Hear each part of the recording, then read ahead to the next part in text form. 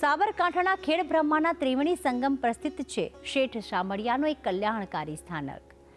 કહેવાય છે કે આ સ્થાન લગભગ 700 વર્ષ પૌરાણિક છે. પ્રાચીન સમયમાં રાજ્ય કહેવાતા ઈડરમાં 5 દેવાલયો અનન્ય મહિમા ધરાવે છે, જેમાંનો જ એક છે શ્રી હરિનું આ પાવનકારી ધામ. તો આવો સાથે મળીને દર્શન કરીએ શેઠ શામળિયાના અને બની જઈએ ધન્ય. સૌ હરિભક્તોની અનન્ય આસ્થાનું કેન્દ્ર બનેલા ભગવાન શામળિયાનું આ ધામ ખેડબ્રહ્માથી 15 કિલોમીટર ગઢડામાં આવેલું છે. ચારે તરફ ભવ્ય પર્વતોથી ઘેરાયેલા આ સ્થાનકમાં કુદરતની સુંદરતા માણવાની સાથે હરણાવ, ધામણી અને સાબરમતીના ત્રિવેણી સંગમ પર શ્રી હરિના અનન્ય દર્શન થાય છે.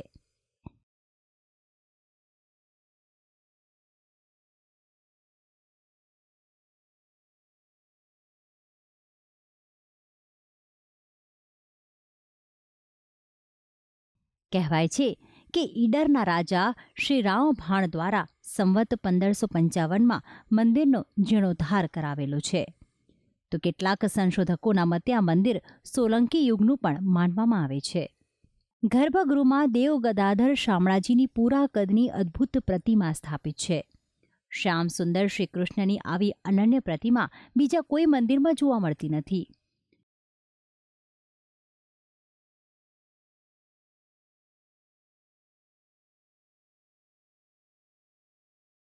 વિષ્ણુના દશાવતારોનું સુંદર ચિત્રણ આ પ્રતિમાની આસપાસ બંને બાજુ દર્શાવાયું છે. રાજકોટ, વડોદરાથી લોકો યાત્રાળુઓ દર્શન કરવા આવે છે. એ લોકોનું કહેવું એવું થાય છે કે આપણા ભારતભરમાં આવ્યું વિશાળ મંદિર કે 10 અવતાર સાથે ભગવાનની મૂર્તિ કોઈ જગ્યાએ જોવા મળતી નથી, અને અહીંયા ભગવાનની 10 અવતાર સાથેની મૂર્તિ છે, અને યાત્રાળુઓ બહુ મોટી સંખ્યામાં દર્શને આવે છે. પ્રભુની પ્રતિમાના પ્રાગટ્યની કથા ઘણી જ રોચક છે. પ્રાચીન સમયમાં એક ખેડૂત જંગલમાં ખાખરાના એક ઝાડને જ્યારે તે કાપવા લાગ્યો ત્યારે તેમાંથી રક્તની ધારા છૂટી. સૌ ગામ લોકોએ આ જગ્યા ખોદી તો ખાખરાના થડ પાસેથી પ્રભુની પ્રતિમા મળી. ગામ લોકોએ આ ચમત્કાર જોયો. ત્યારબાદ આ પ્રતિમાનું સ્થાપન ઊંચી ટેકરી ઉપર કરવામાં આવ્યું.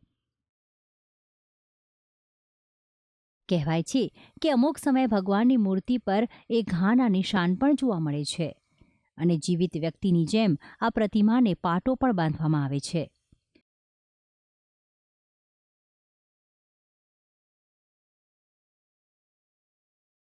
હાલના શામળાજી મોટા મંદિર કરતાં પણ એ મૂર્તિનું કદ ખૂબ જ મોટું છે, અને એ મૂર્તિ એટલી બધી પ્રભાવશાળી મૂર્તિ છે ને કે તમને એમ થાય કે અહીંયા જ રોકાઈ જઈએ.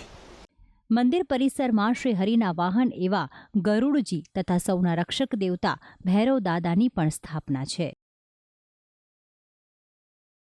તો આમ શામળિયાનું આ કલ્યાણકારી સ્થાનક પ્રાચીન વારસાને સાચવવાની સાથે ભક્તોની અપાર શ્રદ્ધાનું કેન્દ્ર બન્યું છે. ભક્તિ સંદેશ, સંદેશ ન્યૂઝ, સાબરકાંઠા.